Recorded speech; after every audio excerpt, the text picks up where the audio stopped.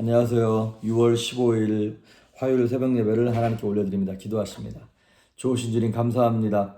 사망의 음침한 골짜기를 지나는 인생 속에 주님 찾아오셔서 빛을 허락하시며 쉴만한 물가와 푸른 초장으로 인도하시는 주님을 우리에게 알려주심을 감사합니다.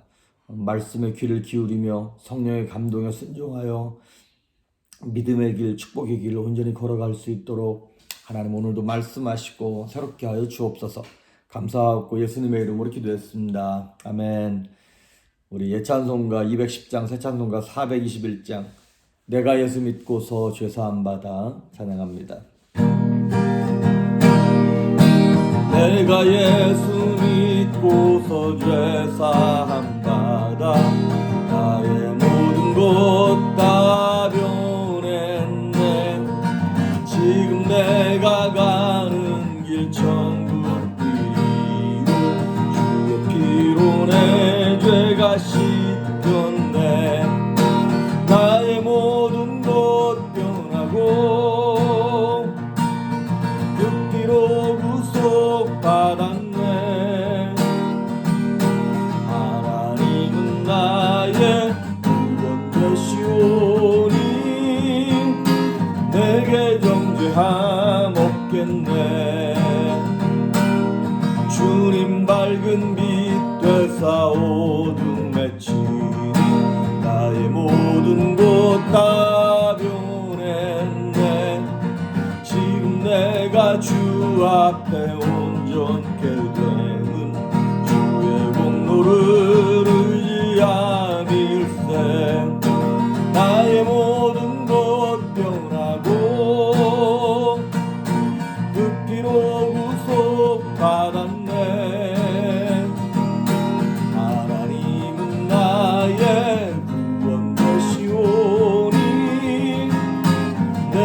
정죄함 없겠네. 내게 성령이 임하고 극하신 사랑 나의 맘에 가득 채우며 모든 공포 내게서 물리치시니 내 맘 항상 주 안에 있겠네. 나의 모든 것 변하고 그 피로 구속받았네. 하나님은 나의 구원 되시오니 내게 정죄함 없겠네. 아멘. 오늘 우리에게 주시는 말씀은 사도행전 13장 16절에서 41절 말씀입니다. 말씀이 좀 깁니다. 사도행전 13장 16절에서 41절 말씀까지 제가 조금만 템포 있게 읽도록 하겠습니다. 16절 바울이 일어나 손짓하며 말하되 이스라엘 사람들과 및 하나님을 경외하는 사람들아 들으라.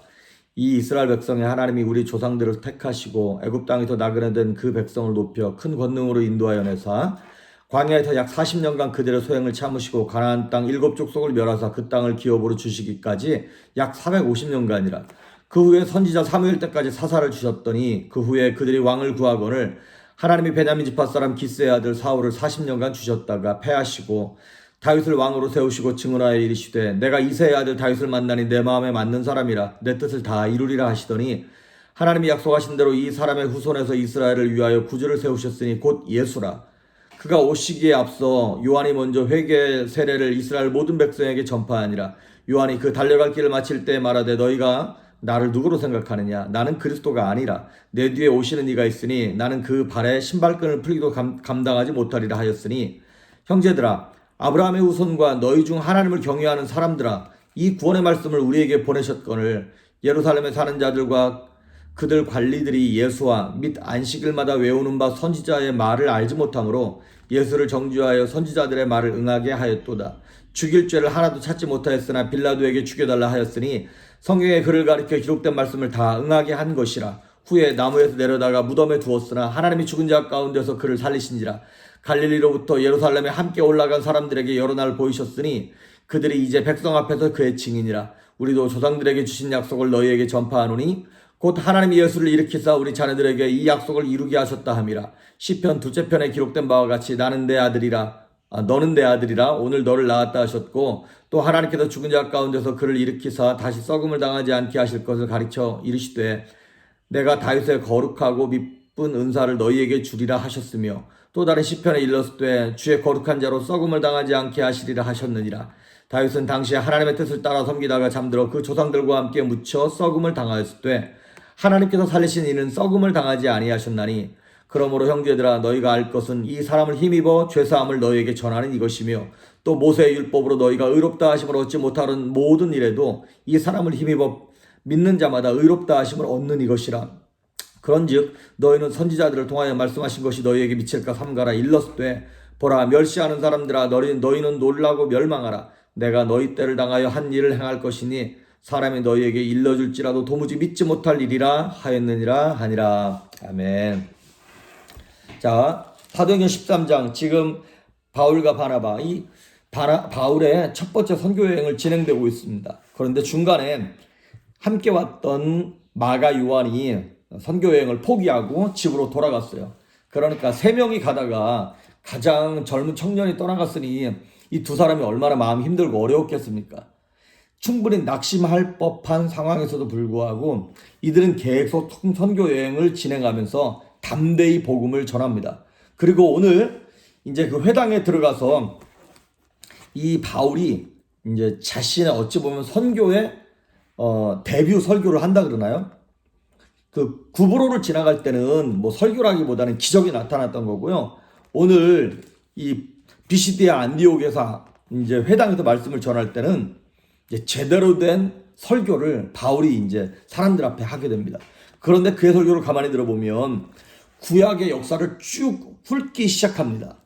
그러면서 우리가 사도행전 7장에 봤던 스데반의 설교랑 약간 비슷해요. 이 구약의 역사를 쭉 끌어오는. 왜 구약의 역사를 이렇게 구구절절히 얘기하냐면 지금 회당에서 말씀을 전하는 거다 보니까 유대인들, 흩어져 있는 디아스포라 유대인들이 모인 거잖아요. 그들과 접촉점을 찾아야 되는데 그 유대인들의 어떤 민족적인 자부심, 역사, 지금 이런 것들을 먼저 슬쩍 얘기하면서 그들의 마음의 문을 여는 거예요. 그러면서 무슨 얘기를 하냐면 출애굽부터 얘기를 시작하는 거예요. 그러니까 이스라엘 백성들이 그때부터 어찌 보면 한 나라로 시작된 것 아니겠습니까? 그래서 출애굽부터 시작해서 광야를 지나고 가나안 땅에 정착하고 사사시대를 지나면서 그리고 사무엘 선지자를 통해서 지금 사울왕과 다윗 왕이 이르기까지 왕정시대까지 쭉 얘기를 서술해 왔습니다. 그러면서 여기에 지금 이제 반복되는 단어가 있어요. 그리고 이 전체 뉘앙스를 봤을 때 그 바울이 강조하는 그 뉘앙스가 뭐냐면 이거예요. 하나님이 이스라엘을 선택하셨다. 하나님이 선택하시고 하나님이 인도하시고 하나님이 이스라엘 백성들을 참아내셨고 그리고 하나님이 다윗 왕을 세우셨다라는 것을 얘기하고 있는 겁니다. 모든 역사를 이끌어 가시는 역사의 주인이신 분이 하나님이다. 지금 그 얘기를 하고 있는 것입니다. 그러면서 오늘 22절 그 다음에 뒷부분에 나와 있는 24절에 두 인물을 얘기해요.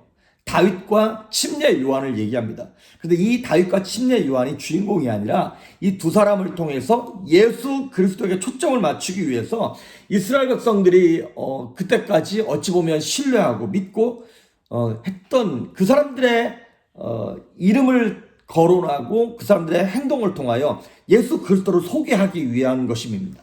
오늘 22절에 보면 패하시고 다윗을 왕으로 세우시고 증언하여 이르시되 내가 이새의 아들 다윗을 만나니 내 마음에 맞는 사람이라 내 뜻을 다 이루리라 그랬어요. 이스라엘 백성들이 가장 존경하고 존중하고 신뢰하는 조상 인물이 누구냐면 바로 다윗입니다. 하나님의 마음에 합한 사람이라고 하는 칭찬을 들었던. 그런데 이 다윗이 누구냐면 예수 그리스도의 예표예요. 앞으로 메시아가 올 건데 다윗 같은 영광스러운 모습으로 올 거야 라고 하는 그 마음을 이스라엘 백성들이 다 갖고 있었어요. 그리고 하나님께서 다윗을 통하여 약속하시기를 너의 후손을 통해서 메시아를 약속할 거야. 그러니까 왕 같은 모습으로 메시아가 올 거야. 그랬기 때문에 이스라엘 백성들은 다윗 같은 모습으로 올 메시아를 기대하고 있었어요. 그리고 지금 이 바울이 얘기하는 게 뭐냐면 그렇다. 그 위대한 다윗에게 약속하셨고 다윗 같은 모습으로 약속하신 이가 누구냐면 바로 너희가 죽였던 예수 그리스도다. 이 얘기를 하는 거예요. 그리고 24절에도 보면 침례 요한이 내에서 얘기합니다. 침례 요한이 내가 그리스도가 아니야. 나는 내 뒤에 오실 그분을 위해서 신발 끈을 묶기에도 나는 부족한 사람이야. 정말 위대한 메시아가 오실 거야 라고 예언하고, 그래서 이스라엘 백성들에게 회개의 세례를, 이 물 세례를, 정결하게 하는 세례를 계속 줬던, 너희가 그렇게 메시아를 사모하면서 이 침례 요한이 했던 회개해라 그 말을 귀담아 들었던 너희가 믿던, 신뢰했던 침례 요한, 그분이 얘기했던 메시아가 바로 어린 양 되시는 예수 그리스도야. 이 얘기를 하려고 지금 침례 요한의 얘기도 계속 했던 것이죠. 그러면서 26절에 보면 그 약속대로 아브라함의 후손인 유대인들과, 그다음 26절 한번 볼까요? 형제들아, 아브라함의 후손과 너희 중 하나님을 경외하는 사람들아, 이런 말이 나와요. 여기 보면 아브라함의 후손들이라는 얘기는 유대인들이고요. 너희 중 하나님을 경외하는 사람들, 이 얘기는 아마도 이방인들 같습니다. 이방인들인데 유대교로 개종한 사람들이에요.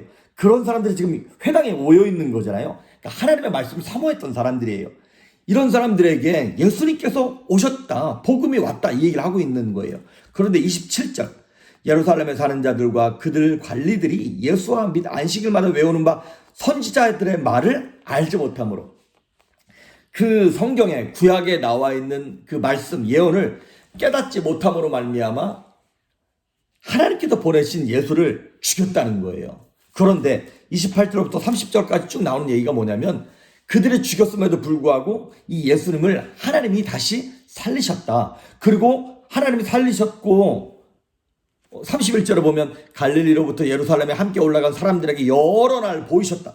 예수님이 부활하셨다는 거예요. 부활하셔서 예수님께서 하늘에 올라가시기까지 약 40일 동안 이 땅에 계셨잖아요. 그러면서 많은 사람들에게 500문도에게 나타나시고 베드로에게 나타나시고, 나같이 만삭되지 못한 바울 나 같은 사람에게도 예수님이 나타나셨다. 이런 말씀을 지금 바울이 담대하게 하고 있는 거예요. 그리고 그 많은 증인들이 있다. 그러면서 33절부터 35절까지 구약에 나와 있는 말씀을 인용을 해요. 33절에 나와 있는 시편 2편 7절에 있는 말씀, 너는 내 아들이다. 하나님이 예수님에게 하셨던 말씀이라는 거예요. 그래서 하나님의 아들로 예수님이 이 땅에 오셨다. 그 다음에 34절에 나와 있는 내가 다윗의 거룩하고 미쁜 은사를 너희에게 주리라. 이거는 이사야서 55장에 나와 있는 말씀이에요. 다윗에게 준 거룩한 은사, 은사가 뭐냐면 선물이라는 뜻이에요. 그것을 너희에게 주리라. 누구를 준다는 얘기예요? 복음을 주고 메시아를 주고 예수 그리스도를, 생명을 너희에게 줄 것이야, 이 말입니다. 그 다음에 35절에 보면 주의 거룩한 자로 썩음을 당치 않게 하리라. 이거 시편 16편에 나와 있는 예수님이 죽어서도 썩지 않을 거라는 거예요. 그 얘기는 다 무슨 얘기냐면 부활할 거라는 거예요. 그러면서 36절 쭉 뒷부분에 보면 다윗은, 너희가 그렇게 존경에 맞지 않는 다윗은 죽고 썩어버렸다. 하지만 어찌 보면 그 다윗 같은 영광스러운 모습으로 오신 예수는 비록 죽었지만 죄가 없는 분이고 하나님의 아들이었기 때문에 다시 살아나셨다. 그 부활을 강조해서 얘기합니다. 그러니까 35절, 36절, 37절을 보면 계속 부활에 관한 얘기예요. 예수님이 다시 살아나셨다. 썩지 않고 부활하셨다. 왜 부활을 이렇게 강조하나요? 이 부활을 강조한다는 얘기는 죽음을 이겼다는 얘기죠. 죽음을 극복했다는 얘기죠. 죽음을 극복했다는 얘기는 죄를 이겼다는 얘기예요. 죄를 극복했다는 얘기는 구원의 문제를 해결했다는 것입니다.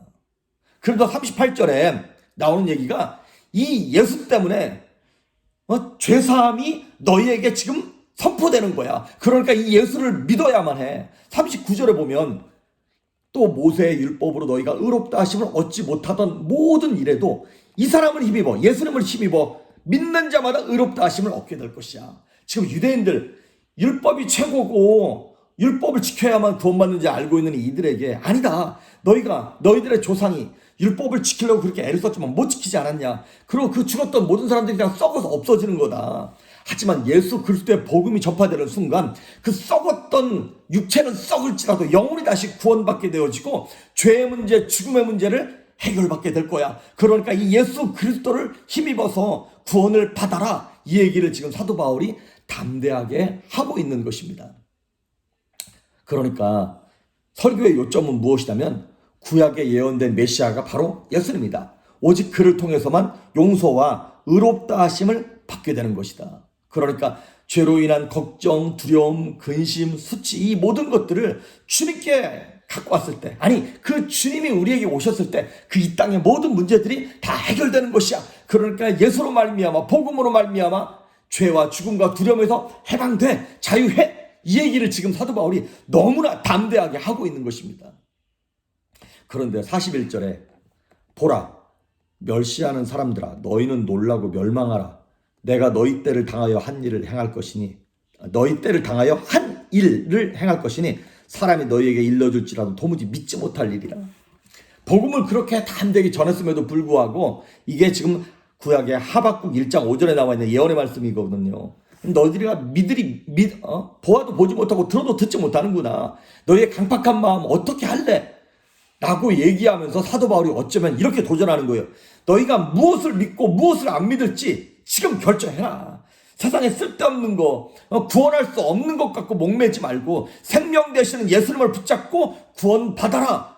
예언된 말씀, 우리에게 주셨던 은혜의 말씀을 붙잡고 다시 한번 일어나라. 이 얘기를 지금 하고 있는 것입니다. 그렇습니다.